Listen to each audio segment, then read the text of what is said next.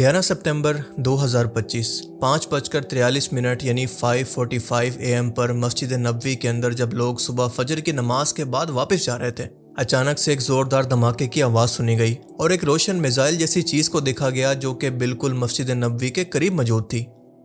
मकामी लोग और विजिटर्स दोनों इसको देखकर हैरान रह गए क्योंकि इनको लगा कि शायद मस्जिद नबवी पर किसी ने मिसाइल से हमला करने की कोशिश की है और यहाँ पर मौजूद बहुत से लोगों ने इस मंजर को वीडियो के अंदर कैप्चर भी कर लिया जो कि सोशल मीडिया पर मुख्तलिफ एंगल से देखी जा सकती हैं। अब इन वीडियोस को देखकर शुरू में तो मुझे लगा कि शायद ये कोई एडिटेड या फिर AI जनरेटेड वीडियोस हैं, लेकिन जब न्यूज़ में इस बारे में सर्च किया तो पता चला कि ये इंसिडेंट रियल में हुआ है। पर सऊदी ऑफिशियल्स की तरफ से अभी तक, जब तक मैं ये वीडियो रिकॉर्ड कर रहा हूँ, कोई ऑफिशियल स्टेटमेंट सामने नहीं आया। सिर्फ इतना कहा गया है कि लोग सोशल मीडिया पर इस मामले पर तरह तरह की अफवाहों पर यकीन ना करें, बल्कि इस मामले के अंदर सऊदीया की ऑफिशियल स्टेटमेंट का इंतज़ार करें क्योंकि हम इन्वेस्टिगेशन कर रहे हैं कि असल मामला है क्या। पर जब इस वाक़े को न्यूज़ की तरफ से देखें तो एक बात तो कंफर्म हो जाती है कि वीडियो के अंदर देखा जा सकता है कि एक बहुत बड़े ब्राइट ऑब्जेक्ट जो कि असल में एक मिसाइल था, सऊदी एयर डिफेंस सिस्टम की तरफ से इंटरसेप्ट करके गिराया जाता है। और ये जो ज़ोरदार आवाज़ सुनी गई थी वो दरअसल इसी के धमाके की थी। पर अच्छी बात यह है कि इस दौरान कोई माली और जानी नुकसान कोई नहीं हुआ। अब मैं आपको समझाता हूँ कि ये तमाम मामला दरअसल हुआ क्या है।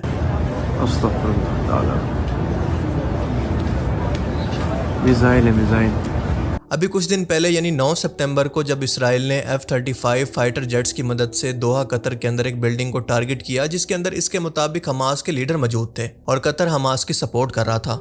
उस वक्त तो कतर के मुताबिक कोई जानी और माली नुकसान नहीं हुआ था, लेकिन अब ये क्लियर हो चुका है कि कम से कम इस हमले के अंदर 6 अफराद मारे गए थे, जिनमें से हमास के चंद लोअर रैंक के मेंबर और इसके अलावा कतरी सिक्योरिटी अफसर भी इसमें शामिल हैं। सीनियर रहनुमा मसलन खालिद अल मशल और इसके अलावा खलील अल हलिया इसके अंदर महफूज रहे। इसराइल के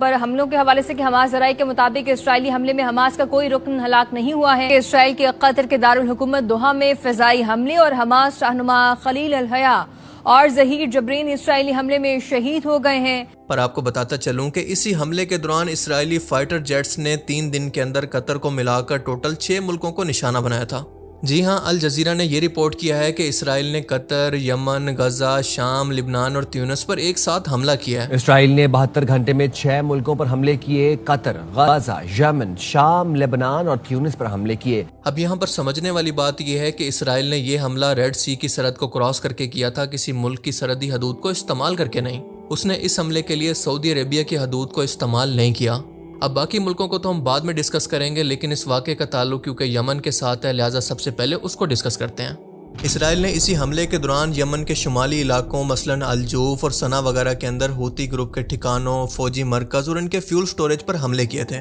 अब आप में से काफ़ी लोग ये नहीं जानते होंगे कि हूती ग्रुप दरअसल है क्या। अब वैसे तो इसकी पूरी हिस्ट्री है, लेकिन मुख्तसर ये जान लें कि ये ज़ैदी शिया ग्रुप है। इसना अशरी शिया जैसा कि ईरान या फिर इराक के अंदर मौजूद है, ये वो ग्रुप नहीं है, लेकिन फिर भी ईरान के साथ इनके अच्छे ताल्लुकात बन चुके हैं और आज इन्हें लिबनान और ईरान दोनों मिलकर माली और मिलिट्री सपोर्ट करते हैं। बुनियादी तौर पर शुमाली यमन यानी सादा और सना वगैरह को ये कंट्रोल करते हैं और 2014 के अंदर हूसियों ने यमनी दारुल हुकूमत सना पर कब्जा कर लिया था और सदर मंसूर हादी को बेदखल कर दिया था। अब सऊदी अरब और ईरान क्योंकि शिया सुन्नी फ़िरका की वजह से एक दूसरे को नापसंद करते हैं, लिहाजा जब सऊदीया ने यह देखा कि ईरान का एक हामी ग्रुप यमन के अंदर ताकत पकड़ रहा है और अनकरीब सऊदीया के अंदर भी पहुंच सकता है, क्योंकि यमन और सऊदीया एक दूसरे के हमसाए हैं, इनके आसपास बॉर्डर मौजूद हैं और इसीलिए 2015 के अंदर सऊदी अरब ने यमन के अंदर फौजी मदाखलत शुरू कर दी। हूसी बागी अक्सर सऊदी शहरों अबहा, जाजान, रियाज वगैरह पर ड्रोन और मिसाइल हमले करते रहते हैं, जो कि आप अक्सर खबरों के अंदर सुनते रहते हैं। और इसके जवाब में सऊदी अरब ने यमन पर फ़िज़ाई बमबारी की, जिसकी वजह से बहुत बड़े इंसानी बहरान पैदा हुए, लोग भूख की वजह से वहाँ पर मरने लगे। अब आते हैं गज़ा की सूरत हाल की तरफ। जब इसराइल और गज़ा के तनाज़े ने ज़ोर पकड़ा तो हूसियों ने यह ऐलान किया कि वो फ़लस्तीन की हिमायत के अंदर इसराइल पर हमले करेंगे और इसके बाद इन्होंने रेड सी और अरेबियन सी के अंदर इसराइली या फिर इसराइल से जुड़े जहाज़ों पर हमले शुरू कर दिए और इसकी वजह से आलमी ट्रेड और आलमी शिपिंग ख़ास तौर पर जो कि स्विस कनाल के रास्ते से जाती थी बुरी तरह से मुतासिर हुई। हूसी बागी कई बार यमन से इसराइल की तरफ लंबे फासले के मार करने वाले मिसाइल और ड्रोन भी छोड़ चुके हैं, जिनमें से ज़्यादातर अमेरिकन बेसिस और इसराइल के एयर डिफेंस सिस्टम ने रास्ते में तबाह कर दिए। तो जाहिर है कि इसराइल ने इन पर हमला तो करना था ताकि इनकी ताकत को तोड़ सके। पर यमन के लिए मसला ये है कि हर बार जब भी वो इसराइल पर हमला करने की कोशिश करता है तो रेड सी के अंदर मौजूद अमेरिकन और बरतानिया की नेवल शिप, इनके फाइटर जेट और इसराइली एयर डिफेंस सिस्टम कड़ी सिक्योरिटी की वजह से इनको गिरा देता है خبروں کے مطابق عین ممکن ہے کہ اس بار حوثیوں نے یہ میزائل اٹیک راستہ بدل کر ریڈ سی کے راستے کرنے کی بجائے سعودی عرب کی حدود کو استعمال کرتے ہوئے کرنے کی کوشش کی ہو، لیکن سعودی عرب کی ایئر فورس اور امریکی ایئر بیس نے ان میزائل ڈرونز کو اپنی حدود کے اندر ہی روکنے کی کوشش کی ہو، اور اسی کی وجہ سے ہمیں یہ ویڈیو دیکھنے کو ملی۔ پر یاد رہے کہ سعودی آفیشلز نے ابھی تک اس بات کی کوئی تصدیق یا تردید نہیں کی، کیونکہ یہ بھی ممکن ہے کہ یہ کوئی جاسوسی کا ڈرون ہو۔ ابھی تک ہمیں اس بارے میں کوئی کنفرمیشن نہیں ہے۔ اب دیکھیں، میں اس معاملے پر صرف سعودی عربیہ کو بلیم نہیں کر سکتا، کیونکہ آپ جانتے ہیں کہ اسرائیل کے معاملے پر پوری امت بے عیسی کا مظاہرہ کر رہی ہے، نہ کہ صرف سعودی عربیہ۔ اور دوسری بات یہ ہے کہ سعودی عربیہ پہلے ہی یمن کی جنگ سے تھک چکا ہے، اب وہ مزید نہیں چاہتا کہ اسرائیل اور حوثیوں کی لڑائی کے اندر اس کو بھی گھسیٹا جائے، کیونکہ اگر وہ ایسا کرتا ہے اور حوثیوں کو اپنی فضائی حدود استعمال کرنے دیتا ہے تو اسرائیل اس کو بھی اپنا دشمن سمجھ کر اس جنگ کے اندر گھسیٹ سکتا ہے، اور پوری مسلم دنیا نے کچھ بھی نہیں کرنا سوائے مذمت کے، جو کہ قطر کے معاملے پر بھی کیا۔ اب یہاں پر میں آپ کو ایک انتہائی اہم بات سمجھانا چاہتا ہوں۔ آپ یہ سمجھ لیں کہ اسرائیل کا مقصد حماس کو ختم کرنا بالکل بھی نہیں ہے، بالکل اس کا یہ مقصد نہیں ہے، بلکہ وہ 1967 کی تاریخ کو پھر سے دہرانا چاہتا ہے۔ 5 سے لے کر 10 جون 1967 کو 6 دن کی جنگ کے اندر اسرائیل نے مصر، اردن اور شام کو ایک ساتھ شکست دی تھی۔ اس جنگ کے اندر عراق، سعودی عربیہ، کویت، الجزائر اور سوڈان وغیرہ نے بھی فوجی یونٹ اور امداد بھیجی تھی، لیکن پھر بھی اسرائیل نے امریکہ کی مدد سے سب کو ہرا دیا۔ اور اس کے بعد مصر کی غزہ پٹی، مشرقی یروشلم اور مغربی کنارے یعنی ویسٹ بینک جو کہ اردن کا علاقہ ہے، اور اس کے علاوہ گولان ہائٹس جو کہ شام کا علاقہ ہے، اس پر قبضہ کر لیا تھا۔ بعد میں یونائٹڈ نیشن کی قرارداد کے بعد ایک بار پھر سے صحرائے سینا اسرائیل نے 1979 کے اندر مصر سے امن معاہدے کے بعد، جس کو کیمپ ڈیوڈ اکارڈز کہتے ہیں، وہ واپس کر دیا، اور غزہ پٹی کے لیے 2005 کے اندر اپنی آبادیاں اور فوجی اڈے وہاں سے نکال لیے، لیکن غزہ پر محاصرہ اور سرحدی کنٹرول باقی رکھا۔ مغربی کنارے یعنی ویسٹ بینک اور مشرقی یروشلم آج تک اسرائیل کے قبضے میں ہیں، اور شام کے گولان ہائٹس کو 1981 کے اندر اس نے اپنا قانونی حصہ قرار دیا، لیکن دنیا نے اس کو تسلیم نہیں کیا،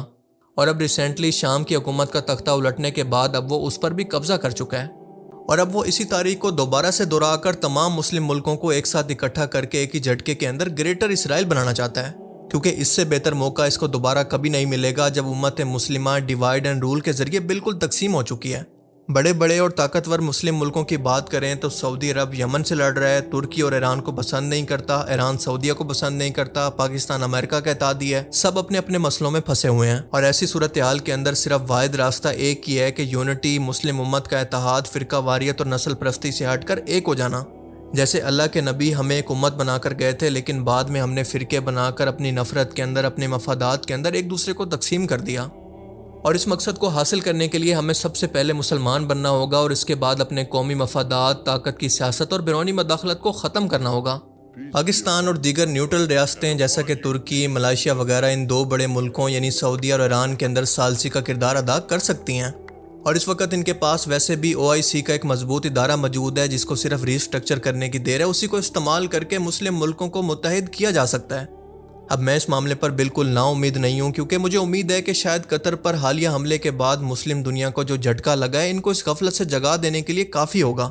اور یہ تمام مسلم ملک اکٹھے ہو کر اپنا ایک مضبوط اتحاد قائم کریں گے، جیسا کہ ابھی دیکھا بھی گیا ہے۔ پاکستان، ترکی، ایران اور سعودی عربیہ جیسے بڑے بڑے ملکوں نے قطر پر اس حملے کو کنڈیم کرتے ہوئے ان کے ساتھ کھڑا ہونے کا اور ان کی ہر طرح کی مدد کرنے کا اعلان کیا ہے۔ اور دوسری بات یہ ہے کہ یہ 1967 نہیں ہے بلکہ 2025 ہے، جب پاکستان ایک نیوکلیر اسٹیٹ ہے، اور اس کے علاوہ دنیا کے بڑے بڑے مسلم ملک اپنے آپ کو اتنا مضبوط کر چکے ہیں کہ اسرائیل کو صفحہ ہستی سے مٹا سکتے ہیں، جس کا ایک ڈیمو آپ نے ایران اور اسرائیل کی حالیہ جنگ کے بعد دیکھ بھی لیا ہے، اور اس لیے انشاءاللہ آنے والے وقت کے اندر کچھ اچھا ہونے کی امید ہے۔ اللہ تعالیٰ سے دعا ہے کہ وہ ہمیں سمجھنے کی اور نیک عمل کرنے کی توفیق عطا فرمائے، آمین۔